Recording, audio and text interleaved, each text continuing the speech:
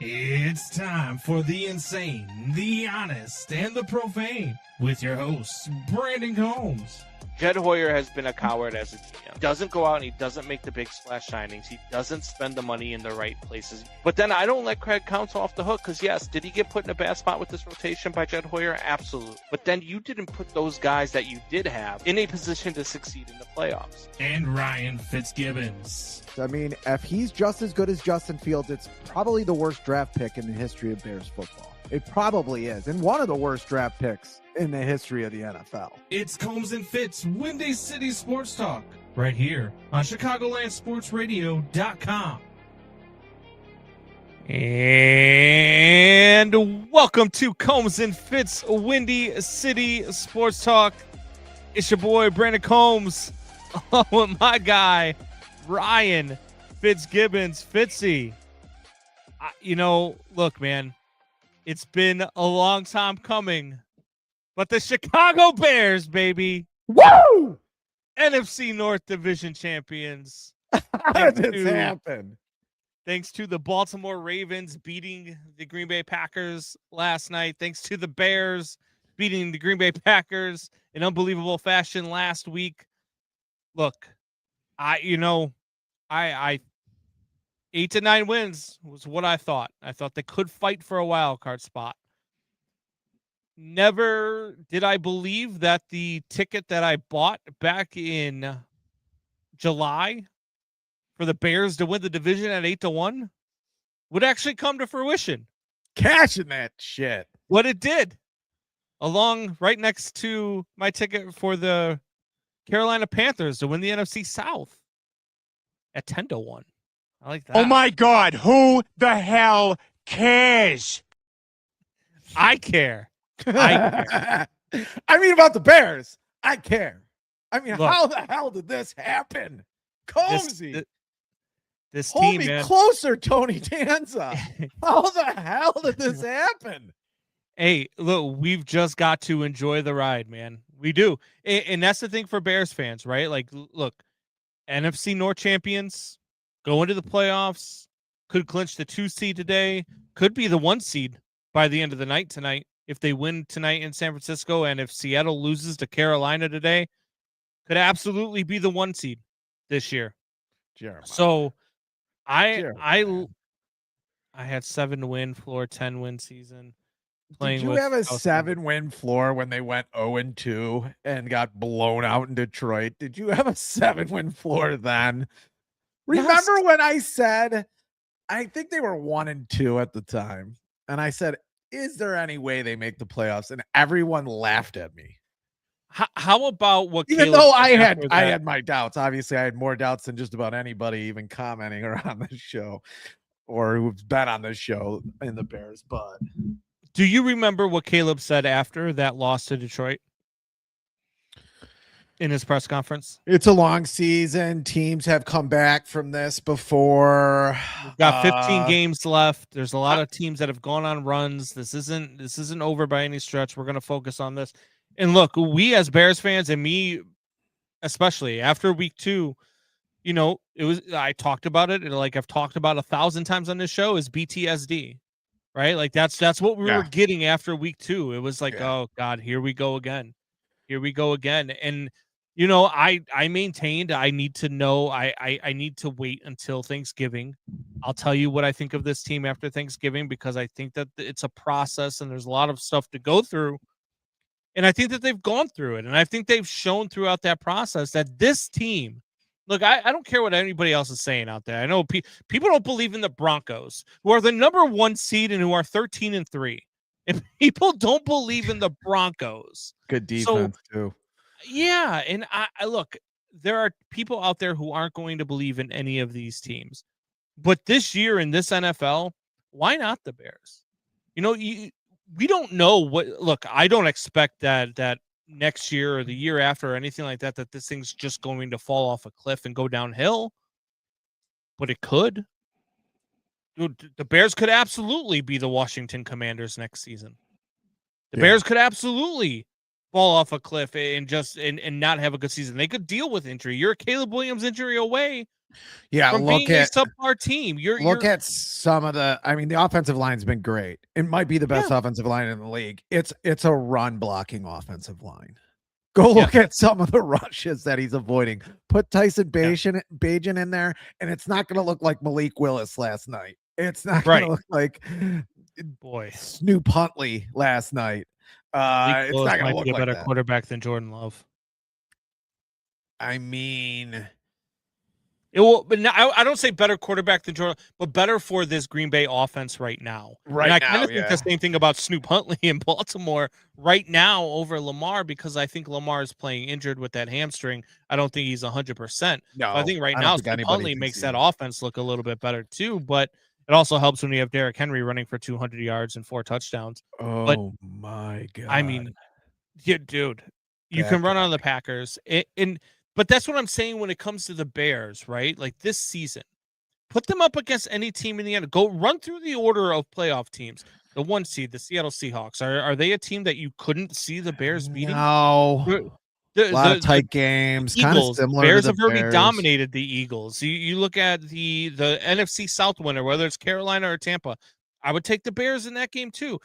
The Rams, right? That would be a tough matchup. I could see a situation where the Bears beat the Rams, and then the Packers. We've already seen it. So there's not a team in these NFC playoffs that I couldn't see the Bears beating. I will go a step further on the Eagles. The Bears showed a blueprint of how to beat that team, where pretty much no other team was able to do it like the Bears did it.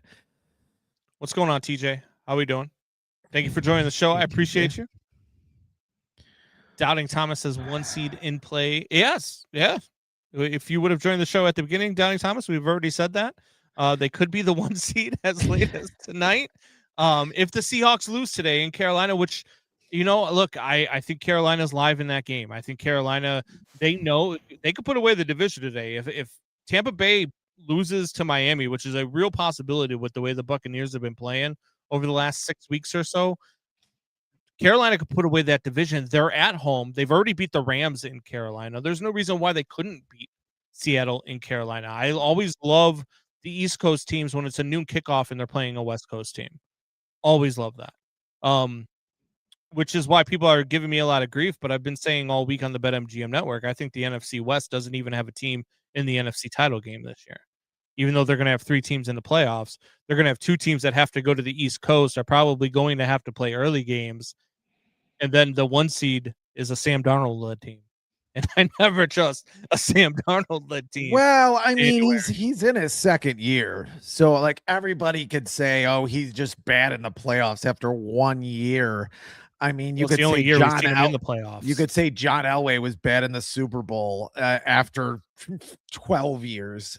And then he wins back-to-back Super Bowls and, all is well. You could say Dan Marino was bad in the playoffs. I mean, really, but he went to a lot of playoff games, never won the Super Bowl, but let's see how that career leads out. I mean, right now the Vikings are in the playoffs. The Vikings are probably a problem in the division if they have Sam Darnold.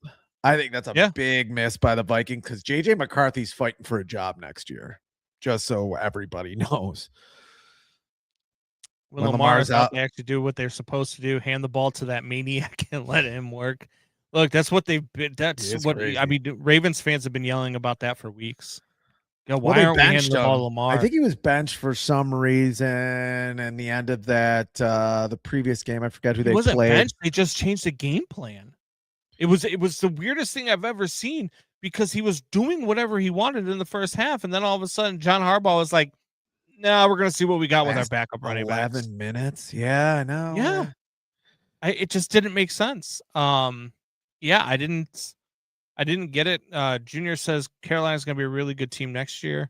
I think they're a good team this year. Bryce Young can stay healthy. And TJ says Bears are scary with Dallas out of the playoffs. I'm rooting for the Bears. Let's go, so you've been TJ. rooting for the Bears for how many years now? Then, sorry, TJ. Unnecessary shot. My bad. But no, look, I don't think there's a team that this Bears team can't compete with. Not only just in the NFC, but in the AFC too. I mean, what team in the AFC would scare you? I mean, for me personally, I think it's the Texans.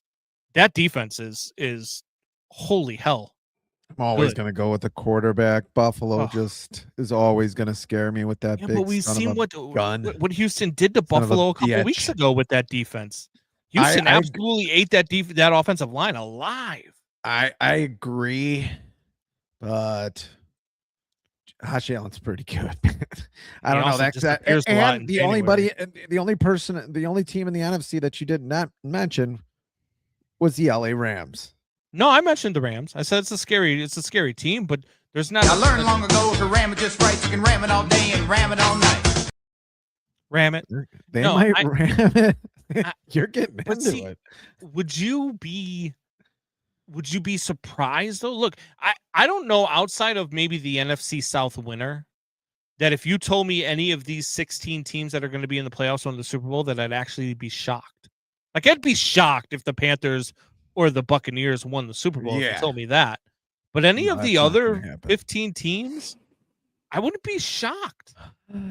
Yeah, the Packers at this point. I mean, we talked about it last week. Really bad beat. Let's see how you come back against that. You give up 41 against the Ravens. Yeah. And their backup quarterback used to be their third string quarterback before he beat the Bears. And you give up 41 points to them. You don't look like anybody on that defense wanted to I'm Derrick Henry's great player, but no one looked like they wanted to get in his way last night. That's a team that might be giving up there. That would be a team I would think. I just don't see them winning it. Jeremiah says the difference for me is that we used to know when we played a good team, we would get dog walked. I don't feel that anymore. I agree. I think this Bears team, anytime this Bears team is close in the fourth quarter, I have faith that they're going to find a way to win the football game. And I don't know the last time that I said that. I really don't. I mean, even that 06 team that went to the Super Bowl, right? Yeah, but you didn't, their defense was ridiculously good.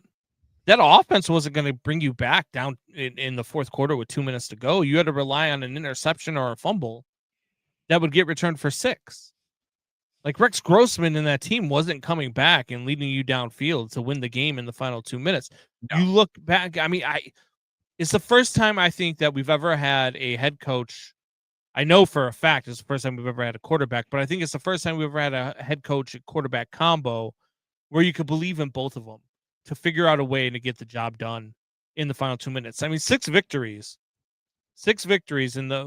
while trailing after the final 2 minutes this season. That's incredible. And that's a team that's going to be a problem in January. That's a team that nobody wants to see in January at all. No, and I think Caleb is the perfect quarterback to have in those situations. Still very young, still very nimble, can get out of the pocket. You are way too excited to bring that comment up. Take the sticker off your hat, Ryan. No, go away. I don't want to be in the playoffs at all. Well, you got to play the game. Out in the first round again, looks like, Julianne. That's what it's looking like to me. Look, it's tough for the Packers, right? And right now, we just talked about it. She says, I'm excited for Malik to get money, but we're going to be held together by glue and a prayer at this point. I think a lot of people forget that without, and this is what bugs me the most about when Packers fans from this past week were talking about, oh, well, this guy was hurt and that guy was hurt and this happened and that happened. The Bears weren't fully healthy either. And Micah Parsons, without Micah Parsons last year, this was the 4th ranked defense without Micah Parsons last year. And then you added Micah Parsons to it. So it's not like just without Micah Parsons that this team is going to be bad. I think that they can get it together. I just don't trust Jordan Love if he's going to be the guy in the playoffs, if he comes back healthy from the concussion. I actually trust Malik more. I think Malik is a guy that right now is just a better quarterback for this offense. I think he gives you more dynamic especially with the way this offensive line plays, right? When this offensive line collapses, I think Malik Willis can get out into the open. I think Malik Willis can make guys miss. I think Malik Willis can shake a defender. you don't feel that about Jordan Love. Jordan Love relies a lot on the deep game. Jordan Love relies a lot on the deep ball, and that can be great at times, but it can also hurt you at times. And against some of these defenses, against the Rams defense, against the way the Bears were playing defense the other night, or last week, I should say, against the Packers, that game style wasn't going to work for you. And I think Malik Willis gives them a better opportunity to win. I think Malik Willis was fantastic last night. I think he did everything he could to keep the Packers in that game, but ultimately the defense was just getting run all over. But you could run it. That was a script going up against this defense, even when Micah Parsons was in the game. That you can run on Bears. Like we talked about that with the Bears. Like you could run on him, even if I was watching teams run at Micah Parsons. Micah Parsons is a fantastic pass rusher, but you could run on this defense, and that was the script ahead of the Micah Parsons injury. I still think that this Packers team, I wouldn't be shocked if you told me that they won the NFC, because I think that they can be that good. I think they're a team that if that switch flips, I think they're good. I do think that they have a really good head coach too.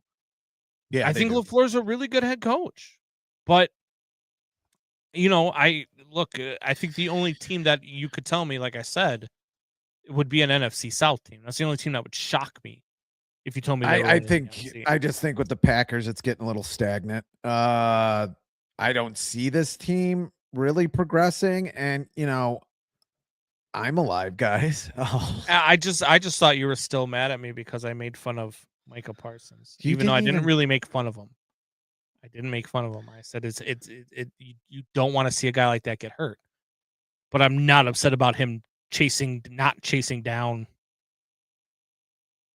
our quarterback and not chasing down Caleb, and like that part I wasn't going to miss. But Micah's fun to watch, man. I know a lot of teams have injuries, probably the Packers at key positions more than most, but the Bears had no linebackers and all of their cornerbacks out in a game, and they won a game. Like, you still have to try to. I also don't have the sticker off my hats left. Thanks, Junior. I let them fall off. There you go. Johnny Torres chimes in. Fuck the Packers. Agree. FTP. Always. Good to see your name, Johnny. FTP. Hope you had a good Christmas, buddy. And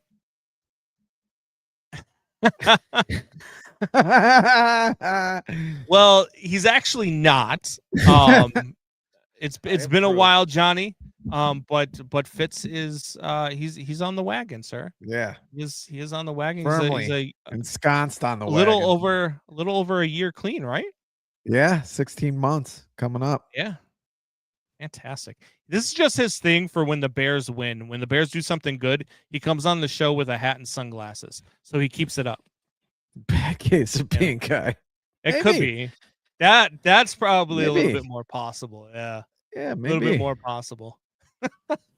Let's talk about. Let me ask you something. If the Jaguars win the AFC South, which is close, the Patriots win the AFC East, which is also close to happening, the Bears, who have already won the NFC North, and the Seahawks, if they hang on to the number 1 seed and win the NFC West, who's your coach of the year? Is it Mike McDonald? Is it Liam Cohen? Is it Mike Vrabel? Or is it Ben Johnson? And I'll tell you what I think after. But I want to know what your thoughts are. Who would you give coach of the year to? It's a tough one. It is a tough one. But there is really some logic behind my answer. Like I don't really want to. I just think the biggest culture shift in my mind, if you want to talk about culture, which is sort of an intangible, it's sort of nebulous, like nobody knows exactly how it's going to fix anything really with what happens on the field. I don't know how you could see a bigger culture shift than what is happening with the Bears in this league. Yeah. I just don't think so. The Patriots already had a pretty good culture up there. I mean, I know Belichick's gone, Brady's gone, but they got a pretty good ownership, pretty good organization there. you have a feeling and a confidence that the Patriots are going in the right direction, whatever direction they go in. They were kind of lost in the wilderness for a little while, but they're back now, which happens to a lot of good organizations. I mean, Seahawks, almost the same thing. I mean, they're almost an institution up there. They had some lean years after Pete Carroll left, but even in the end of Pete Carroll, they were still competitive. This Bears team was losing 10 games in a row almost every damn season. This Bears team could not develop a quarterback. And you could say whatever you want about Caleb Williams and what timeline he's in, how good he is. You could not say that Caleb Williams hasn't gotten better this season. You could not say that the Bears culture hasn't completely shifted towards optimism in some weird way. And to turn that battleship usually takes a lot longer. What they were able to do to this offensive line, what his play calling is able to do to get people open. There's not a lot of jump balls on this team. Like I heard a lot of people say on that last play last Saturday, that, oh yeah, they won on a Hail Mary. That was not a Hail Mary. That was a great design play at the perfect time of the game in overtime. Dude waited all game for that to call that play. Was probably saving it for another game because no one knew they were going to make it into overtime. And if Ben's being honest, he probably thought, their chances were very slim going into that onside. And he burnt the guy that gave him a cheap shot earlier in the game. Yeah, and then gives DJ some confidence too. Yeah. He is, Ben Johnson has a flair for the dramatic. He knows what he's doing and how to motivate these guys. Like I just don't know how you don't give it to Ben Johnson. Look, I agree with Michael McCormick, who says Cohen or Johnson. What's going on, Mike, by the way? I'm in that same boat, and here's why. Liam Cohen has turned Trevor Lawrence into what people thought Trevor Lawrence was going to be coming out of college, which you know me. I have not been a Trevor Lawrence guy. I'm still not a Trevor Lawrence guy. But Liam Cohen, I got to give him credit, man. He's done a wonderful job in a division that this team wasn't supposed to win. It was supposed to be the Texans division. The Colts came out of nowhere at the beginning of the season, and then they fell off. But this was supposed to be the Texans division, and now all of a sudden, if they win this division, I think that job that Cohen has done, especially with what he's done and how he has elevated, Trevor Lawrence to where he's at. Yeah, I think that he's in the consideration. I think Vrabel's out because, look, before the season started, a lot of people were picking the Patriots to win the AFC East. They were a team that were a lot of people's darling to challenge the Bills for the AFC East. So Vrabel's done a great job there. Don't get me wrong. I'm not going to poo-poo what he's done with the New England Patriots, but the pieces were there, and he took a team who sure was 4-13 in back-to-back seasons, but he brought them up to what a lot of people thought they would be. And then you look over at Mike McDonald over in Seattle. He's done a great job as well. But, that team also was supposed to do well in the NFC West. So that's why, for me, I think it's also down to either Liam Cohen or Ben Johnson. I think those would be your two finalists. I myself, obviously, but people are going to think it's just a homer pick. I would give it to Ben Johnson because of the culture shift, because of how much he's changed. For how long now has the culture in the locker room? Probably since 2011, when the Bears fired Lovie Smith for no explanation whatsoever. Until now, it's been a losing culture in this locker room. Yeah. It's been a losing culture in this organization. We saw how much of a dumpster fire this was with Matt Eberflus and Matt Nagy. You got the defensive coordinator getting fired 4 games into the season. The running backs coach is sending dick pics out or whatever the hell he was doing. It's crazy. Yeah. So I too would give it to Ben Johnson, but I would understand the argument for Liam Cohen. Plus Ben Johnson looks better with his shirt off. I don't know if you guys saw, but that's why I posted the NFC Champs photo that I did on our page, because it's got Ben Johnson with his shirt off looking like the Incredible freaking Hulk. Jesus Christ, that guy is shredded. Unbelievable. Jonathan Torres says this is Chicago. I love it. And Jeremiah Murray says it's Cohen or Brent for me. Both have their QBs ascending because of their offenses. Yeah, the difference there is Trevor Lawrence has been in the league for a while. Is this his 5th year? Yeah, 5th year. His numbers are pretty much the same as Caleb. He's got 3 more touchdowns and 5 more interceptions. So Yeah. I take Caleb over him. He only has a 60% completion percentage right now. Caleb, yes, a shade better, less at 57, which is pretty bad. But I don't know. I mean, Caleb's after last year and the 68 sacks and everything that's happened with the Bears, it's hard for me to say that Ben loses this. I think Ben wins just on that culture shift. I say he's shredded, and my wife chimes in with, "Dang, let me go look." Well, you know, hey, look, if I'm going to lose to anybody, it might as well be Ben Johnson. There you go. I actually, you know what? If Ben Johnson wants to, he can bed my wife. Marriage Just number saying. 3. Just saying. Marriage number Just 3. hey, look, I wouldn't even divorce her for that. I'd be like, my wife being Ben Johnson. What's your You're just wife watching her today? Yeah. You're just No, I in the wouldn't. corner No, watching. no, I'm not into that. Not into that. But Jonathan Torres says, "Give it to Ben Johnson. He looks better without a shirt than me." Yeah, he looks better than without a shirt than a lot of people, especially me, and probably you too. Jeremiah Meyer says Combs will be filing for alimony. Maybe. I mean, she'd be rich. She would be rich. Combs versus Ben Johnson again. See, I think I could take him there. I don't know how his bag game is, but I think I could take him there. In a while though, Johnny. I haven't thrown bags in a while. Me neither. Me neither, Johnny. We got to get out there. As long as Dad gets lifelong season tickets in the booth. Look, you give me season tickets, you can pretty much bed my wife anytime you want it. But anyway. What? Yeah, all right. I'll see you guys there. Enough of that. All right. So, look, we were going to start talking about the White Sox. Let's not. In Murakami and the fat Shohei who they signed. Good deal. 2 years, Yeah. 20 mil. I mean, 2 years, 17 mil, but round it up to 20, whatever. Yeah. You're not even paying him what you're paying. You can't lose on this Robert. deal. He's a left-handed bat. You're not even playing what you're paying for Luis Robert, who's barely playing himself, who looks like he's going to be traded. I mean, people always want a center fielder who can maybe hit you 20 dingers. I think he's going to be gone. This guy could be a third baseman, depending on who's playing a better third baseman, him or Miguel Vargas. Definitely fills in that first base spot.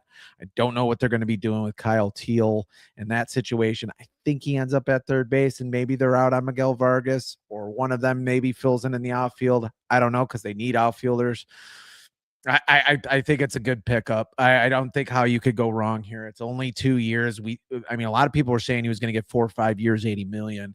It's great that they were able to climb under the radar with this one. I mean, I don't know. I cannot believe how good that I'm going to say another nice thing about Chris Getz, but he keeps on surprising me. And eventually I'm going to have to say he's pretty good, which is hard to say now, but for them to be in the second round of the rebuild firmly now with this pickup, they're firmly in the second round of the rebuild now. It's exciting. I would have never thought they would have gotten here this fast. And I don't think you thought that either. No, for sure. Jeremiah Murray says, when do we unveil the sponsored Blue Murakami home run deck? I love it. Call Brooks Boyer, Jeremiah. Talk about another job. There you go. You work for the White Sox in there. I think it's going to be an interesting team. I mean, up and down. Yeah. You might have Braden McCarthy, the other McCarthy coming up. All the young guys they already have, like Kyle Teal and Colson Montgomery playing another year. Let's see how they play. Even Bonnemer, Caleb Bonnemer, who's in now just A+ might come up this year. He's only 20, but they're talking about this guy like he's going to be a great outfield prospect. Noah Schultz, all the guys that might come up this year too, and the team that's already on the field. I think it's going to be an interesting year. They're going to be a fun team to watch. They're going to be a team on the rise. They're a young team. And they're making moves in the right directions. Like I like the things that they are doing within the organization. I like some of the moves that they're making, and they're starting to show that they're capable of spending a little bit of money, which is something that the team on the north side just isn't doing right now. I mean, hey, they did go out and get Hunter Harvey. Played 10 innings last year. I think Major League his Baseball. Batman's nemesis in his next movie, Hunter Harvey. Making chocolate bars. Chocolate bar. I think that there's a world, and you and I were talking about this before the show. I think there's a world where the White Sox might be better than the Cubs this year.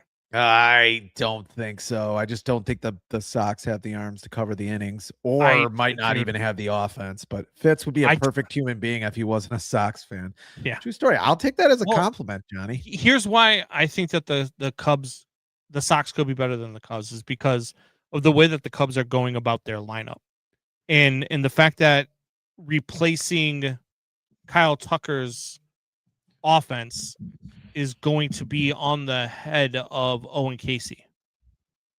You know what I mean? Like, I just don't like the way that they're going about this. I think this could be one of those years where they're down.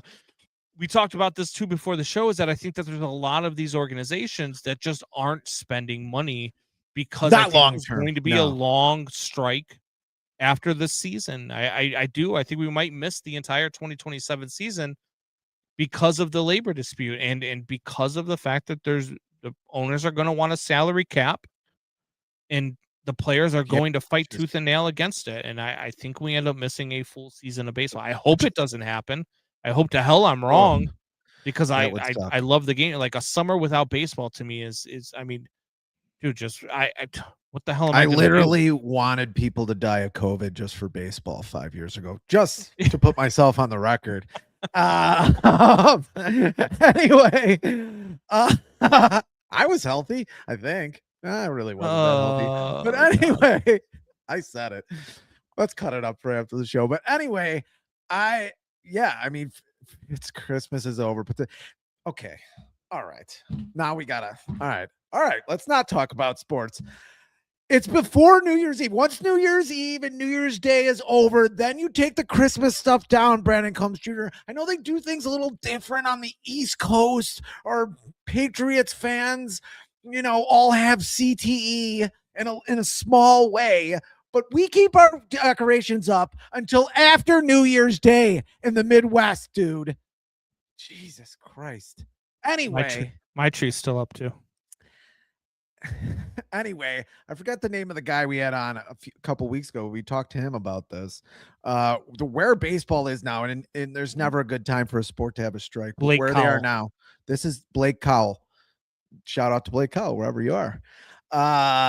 We had him on, and just with where regional sports networks are with baseball right now, and just where they are from a media perspective, this is probably one of the worst times you could possibly have a strike, if they have a strike in 27. It's going to be bad, and it's not getting better with regional sports networks. It's getting worse, and we've talked about this a lot on the show.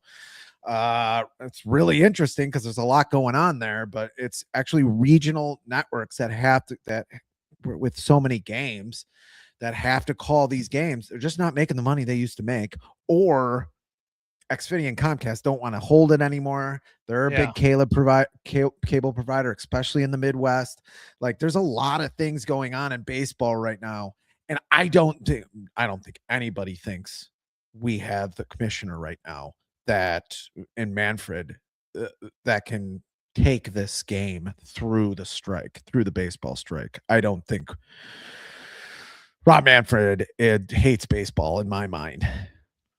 John Torres says, went to Game 5 World Series. Dodgers fans are freaking lame. Security took my vape. Junior says, Jonathan Torres, I would have thrown hands with security. Junior, no, you wouldn't have. You would have given him your vape and you would have walked into the scene. Don't lie. Jonathan Torres, still a great old West. Like, he still has I've told this before. He has a name that would be a great bad guy in a Western. Johnny Torres. What are you doing here? Get out of my town. Michael McCormick says, do either the Bears or 49ers relax tonight? I don't think either one of them do. The 49ers are probably going to be without Kittle. But both of these teams still have something to play for, especially if the Seahawks lose today. The Bears will be playing for the number 1 spot, and then the Niners still have an outside shot. If the Seahawks lose out and they win out, the Niners still have a shot at the NFC West crown. So I don't think either team takes a night off. I just think it's both very teams hard go in the today. football to take a whole lot of plays off.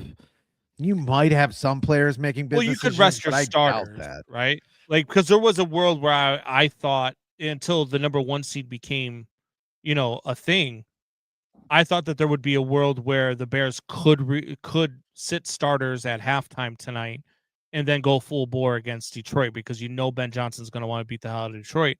But 1, that's not Ben Johnson's style. And 2, the number 1 seed in the NFC is on the line. And to make teams have to come to Chicago, make a team like this, the Los Angeles Rams, like the Seattle Seahawks, like the San Francisco 49ers, have to come to Chicago and deal with the cold and the bitter wind in Chicago in a playoff game.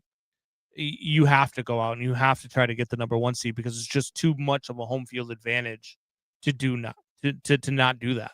You know what I mean? Yeah. No, I agree. I mean, this is coming from a guy who played basketball in Doubting Thomas's parents' old house at a nothing game that meant nothing. And I played basketball until I puked in his parents' backyard. I wasn't in great shape at the time. But if I could do that, if I could do that, it's like 20 years ago. If I could do that, yeah, I'm in my 20s. So there was definitely alcohol. Because I couldn't take it. Wow, there was maybe some light drugs. I was drunk, and I'm sure there was some light drugs or heavy drugs. What the hell going on there? I don't remember. But if I'm going to do that, and I'm not a pro athlete, by the way, I don't even know if I have to say that on the show. I don't know if I have to say that on the show. I am not a pro athlete. You put a pro athlete in a football situation, it's kind of hard to say that they're going to take a day. You take one play off. I mean, look at DJ Moore doesn't pay attention for 1 second on a play and almost gets hurt in that Packers game last Saturday. You can't take days off in this game until they change it to flag football. I remember that Fitz got lit up by my 12-year-old name. No, I didn't. On the you court, got lit right? up probably by me on the court. Ben Johnson versus Fitz shirt off contest. Who takes it? I take it. Ben Johnson for sure. I take it. Ben Johnson for sure. Yeah.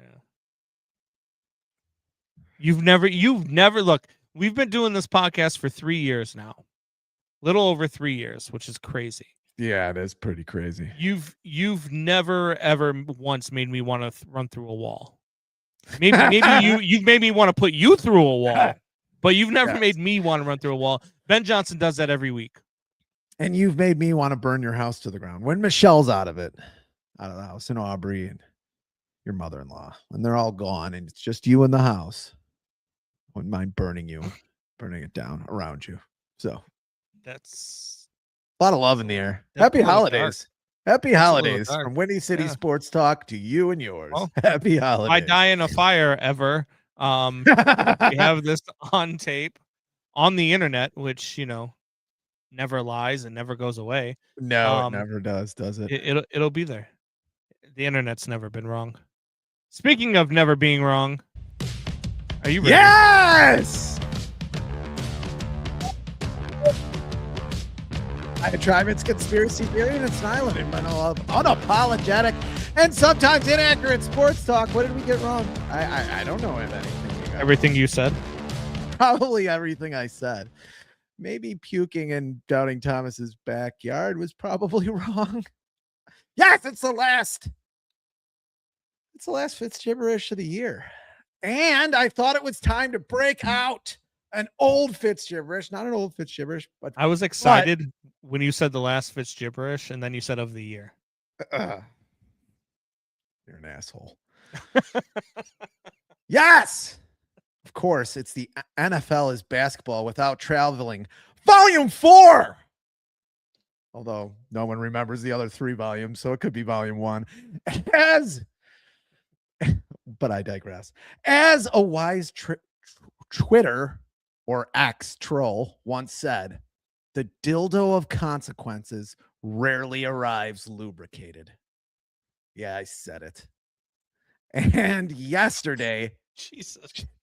Jim Harbaugh, who lived mostly a charmed football life, got his served raw with a good deal of friction.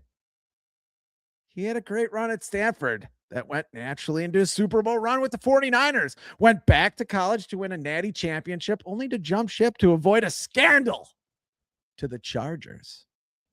He got a soft landing in LA, but things are starting to become a little stagnant with the Chargers, and the football gods were not with him. Yesterday, Saturday, the 27th of December. I want to focus on 2 plays and talk a little bit about the NFL here. 2 plays. One is a roughing the passer penalty that happened early in the 4th quarter. And I'll let the broadcast play this out a little bit. Stroud, as he's hit, almost connects with Noel. There is a flag out back where Stroud was hit. And they're saying he was roughed. Automatic first down. Oh, my. Wow. Deion Henley coming right from the middle of your screen on the pressure. Got a free hitter right at C.J. Stroud. Looks like a good football hit. Ends up landing on him with his body. Now, So I show that as Exhibit A of needing to have a review or of some kind of challenge to some of these penalties in the NFL. And even if you're landing on a guy, if you're not doing it on purpose, there should be some way they should be able to mitigate that. how do you tackle a guy without landing on him? Yes, that. And if you do, it's called a hip drop tackle, and that's a penalty now too. Yeah, exactly. I'll show exactly how you do that in a second. But there was an illegal contact penalty that also changed the game later on in the 4th quarter with a little over 2 minutes to go. Stroud is throwing. Stroud is running. Stroud is sacked with a flag down in the secondary. Oh my, what is it?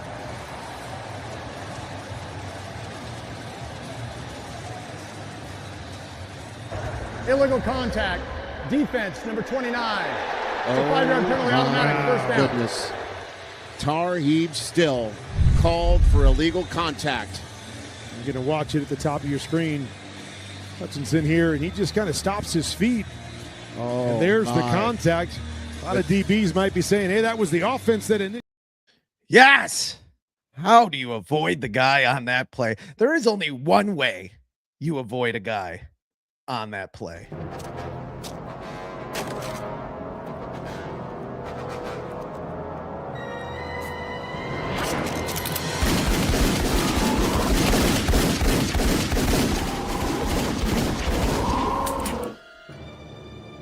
Trinity! Help!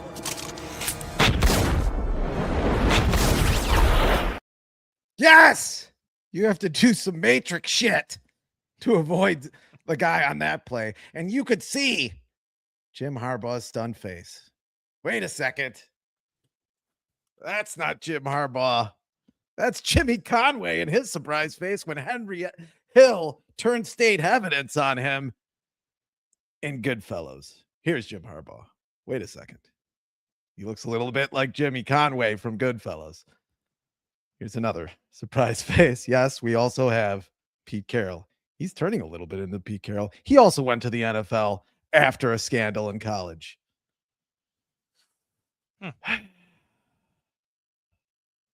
Anyway,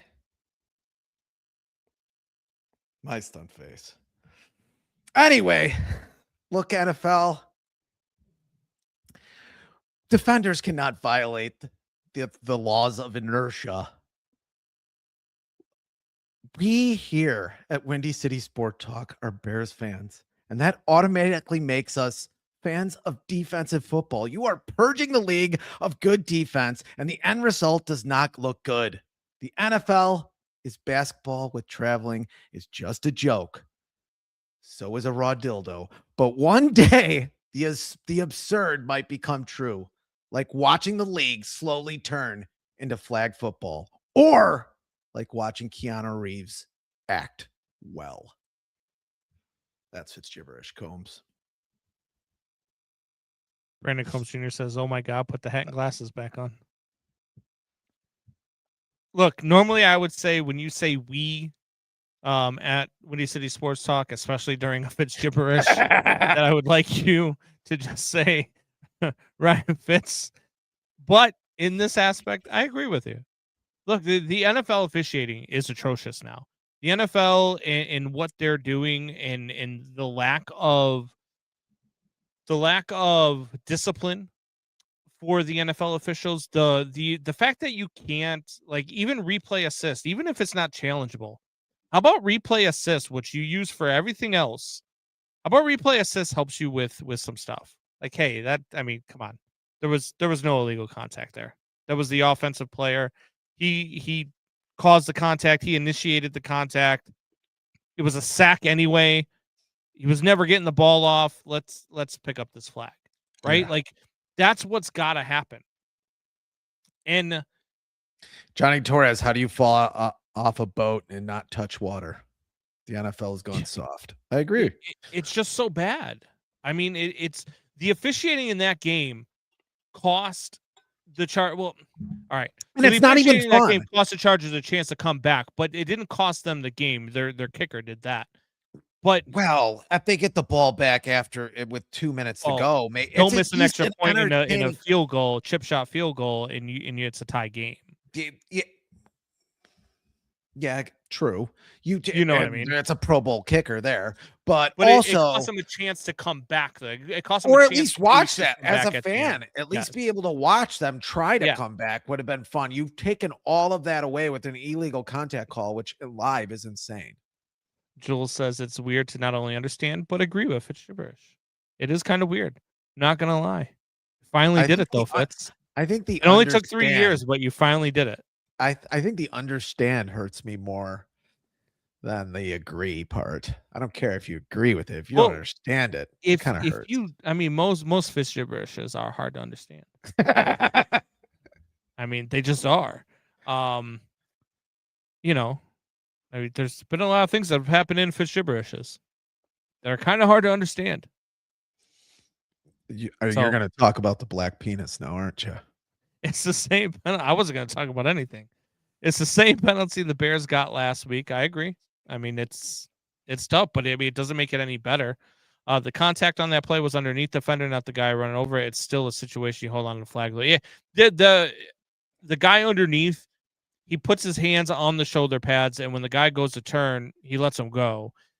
I still don't think that was underneath. Really wasn't that in between 5 yards?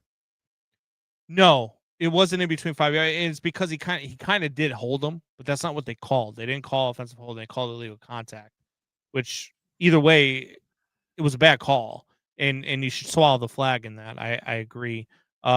Create culture says if there is such a scandal with basketball, how could there not be corruption? About the bet. We talked about the scandal in basketball. I mean, when you have all these rules, it's kind of like all the laws in America. You can get somebody on any law you want to in America right now. There's a great book about how Americans might commit one felony a day and not even know they're committing it. Like, you have all these rules in football. You can show almost on any play that someone's breaking some kind of penalty because there's so many damn penalties. With all the players getting caught with the betting stuff, do you not think that refs who most of which we don't even know that we don't know the names of, we don't know the even what they look like, you think there's no chance that they don't have somebody betting on games for them at a much smaller dollar amount that isn't as easily traceable because players are dumb and make guys put millions of dollars on a bet that normally would never hit and then it hits? You know what I mean? Like, you don't think that these refs have stuff on the game? I think you're crazy if you think that. If you think these refs don't play fantasy football, I think you're crazy. Are they? I think they absolutely do. Don't they get paid one of the worst. Don't they have one of the worst pay rates in football? And yes, they do way less games, but they have one of the worst pay rates out of any refs in any sport. Well, they're also not full time. They all have jobs outside of the football season. It's the only sport where the officials aren't full time employees of the league. And Dave Lauren has a point. You can do a parlay. You don't have to. This can be centered around one part of one game, one piece of game. So it's very hard to track now with the way betting is. Yeah. Look, there's a thing going on in the chat about how many times you're saying penis and dildo. I said I did say penis one and dildo twice. Okay. Now you've said them like I don't need you to ask ask me. I don't need you to ask me about my state of mind or my state of being. I am perfectly okay, sir. You are not going to be my psychologist. Do I need a psychologist? Maybe. Michael, are you going to be that person? No. Before we get to our picks of the week, Michael McCormick says, "What's the path for the Bears over the next several weeks? Super Bowl picks." Path for the Bears is simple. Win this week and you secure the number 2 seed. Win next week, you secure the number 2 seed. So either just one win will secure you the 2 seed, and then if you win this week and the Seahawks lose, if you win any of the next 2 games and the Seahawks lose one, then you're the 1 seed. So which is huge. It's massive. Then it comes through. Then it comes through Chicago. The other one, Super Bowl Seahawks picks? do not want to come to the Chicago. The Rams don't want to come to Chicago, even though the Rams run the ball pretty well. I don't know. I don't think any of those teams want to come through Chicago, especially with the way the Bears run the ball. The Bears are the best rushing team in the league. I know. I think are the Niners a shade better now, or someone's a shade better now, but the Bears over the last 11, 12 weeks, in the first 4 or 5 weeks, they were not good at running the ball. They've been just dominant the last 12 weeks against some really good defenses. Yeah. And as far as Super Bowl picks goes, Mike, this is what we call a tease. You have to come back in 2 weeks when we do our playoff predictions. Yeah. We do our playoff show. We will have, and then you'll find out we got to see a bracket. Yeah. We got to see who's playing who, all that stuff. But we'll do so come back in 2 weeks, Mike. Thanks for joining the show today. You ready to do our picks for the week? Let's go. All right. There's some games that really don't matter, that really don't care about, but we'll talk about those go too. Through those quickly. We'll go through them very quickly. Let's start with the first one that nobody could care about: the Cardinals and the Bengals. The 3-12 Cardinals at the 5-10 Bengals. The Bengals are a 7-point favorite. Plain and simple, I don't trust this Bengals defense to cover 7 points if my life depended on it. Yeah. So I'm going to take the Cardinals +7. Me too. Brissett's okay. It's been okay. Yep. Steelers, Browns. This one's an interesting one because the Ravens won last night. If the Steelers win, they win the division. If the Browns win, next week's Steelers-Ravens game is for the division. I think the Browns win this one. So I'm going to take the Browns +3.5. I think the Browns find a way to beat the Steelers. Seeing that I am going to be heavily rooting for the Browns because I still have a hatred for Aaron Rodgers. And yeah, I think there's people leaning on some scales for Pittsburgh Steelers sometimes in some of these games. I mean, that end of that Detroit game, I don't know how you could go out. But anyway, I'm going to take the Browns too. I've seen a couple of people make the case for Aaron Rodgers and the Steelers to win the AFC and go to the Super Bowl. Apparently, those people have never seen Aaron Rodgers in a conference championship game because it's usually not good. Yeah. Another game nobody could care less about, unless you're a fan of either two team and you're waiting for them to lose because you want draft position. The Titans host the Saints. The Saints are a 1.5 point road favorite over the Titans. Give me the Titans +1.5. I think the Titans win this one. I think the Saints win. I've hated the Titans all season. I'm not going to change course. They've given me no reason. It's a game. Who cares? Jaguars and Colts. Jaguars try to seal up the AFC South. Actually, they can't seal up the AFC South. It's still going to come down to next week, but the Jaguars get to play the Titans. So Jaguars probably going to seal up the AFC South. They are a 3.5 point favorite at Indianapolis. Any chance Indianapolis upends the Jaguars season? I don't think so. Phillip Rivers. After yelling at my brother my big brother John last week about the Jaguars. I think I'm going to have to finally take them in a game this season. I'm sure I've taken them a couple of times, but haven't taken them a lot. I still don't trust this quarterback. He has thrown 11 picks this season, but I think they beat the Indianapolis Colts and put to bed the whole Phillip Rivers story. And I mean, look, with no quarterback, I mean, they do have Phillip Rivers, but I mean, Jonathan Taylor has 1,489 yards rushing. I think he had 1,400 of those after week 8. And over the last month, it's just been really, really bad. I'll take the Jaguars as well. Bucks and Dolphins. This is a huge one for the Buccaneers. And the Dolphins want to play spoiler, but the Buccaneers need to win this game if they want to keep pace in case the Panthers win against the Seattle Seahawks. They have to win this game against the Dolphins, or they risk the chance of losing the division today if the Panthers beat the Seahawks. The Buccaneers are a 5.5-point favorite in Miami. Yeah, I just don't know. There's a lot of turmoil in Miami, especially with 2-0 not playing there anymore. Miami's had kind of a decent season moving on from when they were, 1-5 or whatever they were earlier in the season. But I'm still going to take Tampa Bay. I'm sticking with my team. I'm sticking with my quarterback, or somewhat my quarterback. I'm going to take the Bucs. The Buccaneers have not been good over the last 6 weeks. 1-5 in their last 6 games.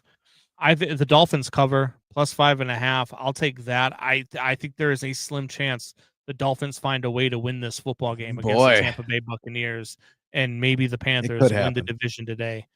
Let's go Patriots and the Jets. I laugh when I say the Jets because, God, man, it's got to suck. As much as it sucks for us to be Bears fans sometimes, it's really got to suck to be a Jets fan. The Patriots are a 12.5-point favorite at the Meadowlands. I mean, we're both Patriots, right? Yeah, Patriots. Move on. Same here. Patriots. All right, Seahawks, Panthers. This game, big one. Big one for the Bears, big one for the Seahawks, big one for the Panthers. Seahawks are a 6.5-point favorite in Carolina. I'm taking Carolina. I'm taking the 6.5 points. I think Carolina could win this game outright. I think they could win the division today. I like the Panthers today. They are the last leg of a big parlay that I have too, that I bet underdogs this week. They are the last leg that I need. So come on, Panthers. But I do think that the Panthers can win this one in Carolina. They play well, and they've already beat the Rams in Carolina. So I think they can do it here. Yeah, the Seahawks play a lot of close games. I mean, that's just another thing. At minus 6.5 away, not a lot of people have a lot of faith in your Carolina Panthers, but I think I'm still going to take the Panthers. I still think they might lose a tight game. I still think they got the better quarterback, but yeah, I think the Panthers definitely cover the spread. So, in the battle for the number 1 draft pick, Giants Raiders. No Max Crosby for the Raiders. Who the hell knows what's going on there? He leaves the facility. Then the Raiders come out saying that they think he's going to need knee surgery in the offseason. And then he posts videos on Twitter of him jumping on a trampoline saying that his knee is fine. It's bad in Vegas right now for Max Crosby. So Raiders, Giants. I'm going to take the Giants here. Giants are giving up 3 points. I'm going to take the Giants. I like Jackson Dart. I like what this team can be. I think this is the sexiest head coaching position out there. So I'm going to take the Giants to beat the Raiders. I think I agree with that, especially with them probably getting the 2nd, 3rd pick in the draft. I'm going to take the Giants here too. Yeah. I'm in agreement. All right, Eagles, Bills, big game for both of these teams too. Eagles want to get to the number 2 seed. That can't happen if they lose either of their last 2 games. And the Bills still have a chance to win the AFC East. Junior said earlier that it's over if the Patriots win today. It is not over if the Patriots win today. The Patriots have to win out or have Buffalo lose one of their last 2 because the Bills have the tiebreaker because they have the better conference record. So Eagles,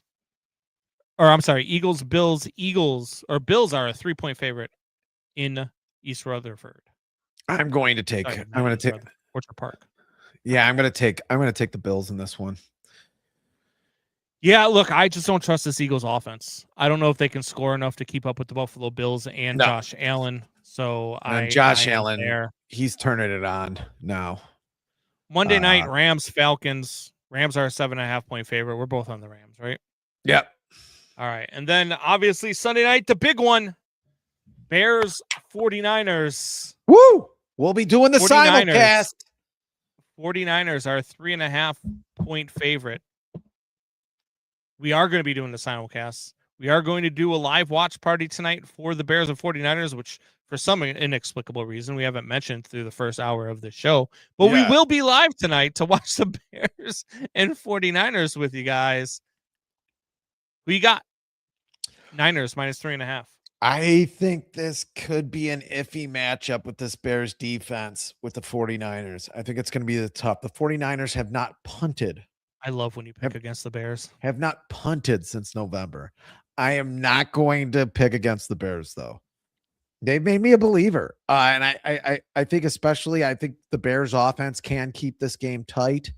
I think you got to run the ball. The 49ers have their defense has stiffened up a little bit against the run, but they are not a good run defense. They've given up big yardage on runs. They've given up over 5 yards a carry for most of the season. They did stiffen up against the Colts a couple of weeks ago, but I think the Bears have to run all over them in this game. I think the Bears should try to have the ball for 33 to 35 minutes. If they do, they win this game, and I think they do. The Niners haven't punted since the Panthers game in November. Opponents since then, the Browns, the Titans, and the Colts. True. Come on, guy. Look, the hook makes a difference because if the Bears do lose this game, I think it'll be a tight 2 or 3 point game. A turnover is better than a punt. And I think the plus 3.5 throwing it to the wrong players a lot. Yeah, a lot. 7 games, 8 turnovers, 8 interceptions. I think the Bears keep this game close, so the 3.5 means a big difference, especially in the betting world. That hook is a big difference. I will take the Bears as well, plus 3.5. Going to be a fun there you night have tonight. it. There's our picks. I mean, fade, follow, do whatever the hell you guys want. I win a lot, though. I don't know if anybody remembers this out there, but the last simulcast we did did not go so well. It was against the Arizona Cardinals. I think it was like Matt Eberflus was the head coach. It was like week 8 or 9 last season. It was supposed to be that we thought the Bears would win it easily. Trey Benson and a couple other running backs over there. Trey Benson was hurt most of the year. He was in my fantasy league, jerk off. Anyway, they ran all over the Bears. Trey Benson had a big run at the end of half. I think it was Trey Benson against the Bears, and it was just ugly. It was an ugly game. I don't think we're going to have the same tonight. It's going to be a fun moment in the season last year where I was like, this is going to be really bad.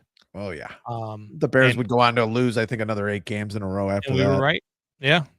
So, all right, man. You ready to get out of here? Yes. All right. We will see you guys tonight. For those that want to join us for Bears versus 49ers, maybe a chance at the number 1 seed. We'll see what happens. I got Carolina and Seattle on my TV screen right now. I am going to be intently watching that game. Oh, yeah. And, at the very worst, the Bears could clinch a 2 seed with a win tonight against the San Francisco 49ers. Either way, should be a good game. 2 11-4 teams going at it in San Francisco. Can't wait. We will see you guys tonight for kickoff. Till then, till next time. Same bat time, same bat channel. Tell your friends, tell your neighbors, tell your enemies. Peace.